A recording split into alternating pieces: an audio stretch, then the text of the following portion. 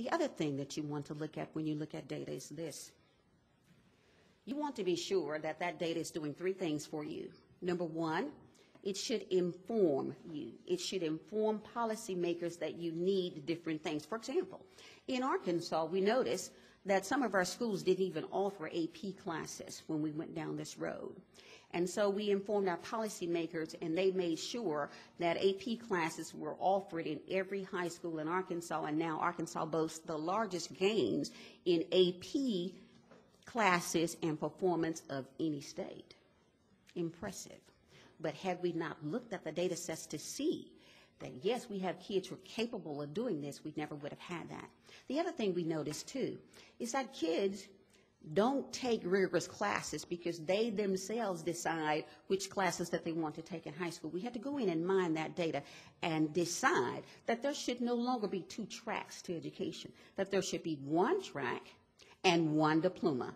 Every kid can and should have a rigorous education, challenging subjects, and they can do it if given the opportunity. And when you do perceptual studies among kids, they will tell you that they would prefer being challenged than simply entertained or relegated to remedial classes. So those kinds of things made a difference. In Arkansas, we were one of the first states to require Algebra 2 as a requirement for high school graduation, and then a class in high school. Even in the 12th grade, that's a math class. So far too often, high school kids get to 12th grade and they think this is the time in my life where I can kind of ease off. I can celebrate a little bit and not take the rigor that I need in grade 12. If you look at the kids who do that, you'll see great differences in how they perform post-secondarily. The other thing that we noticed is that kids didn't even take high school examinations until their senior year and December of their senior year.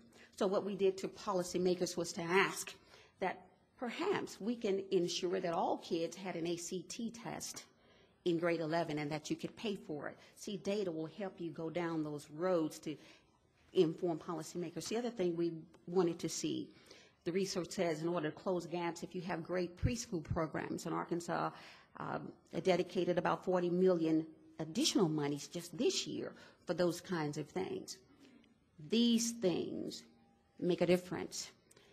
In order to see data, you have to have a longitudinal data system. You have to be able to regulate the gains and see how many gains kids are actually making. Very few states today have a longitudinal data system. There are about 4. Arkansas is 1. But it's not that they can't have one. We are able, like we have never been able to do before. I'm going to be presenting today in New York City, Arkansas's gains model or rating system. We could never before tell you to the teacher the value that a teacher has had on a child's education. But we are now able to do that. We're now able to mine that data, or the value that a school or administrator. These things will make phenomenal differences in performance, and we believe that our kids' future lies in the balance if we don't do something differently. What we always say in our state is this: we must believe in the inherent ability of all of our kids to reach the highest expectations which we set for all of them. It is in the natural potential of every child, backed by our purposeful actions, that will produce the highest levels of student achievement. And when the results of our action match the passion of our pronouncements, then we shall know that we've kept our promise.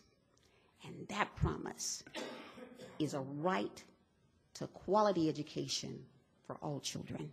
Thank you.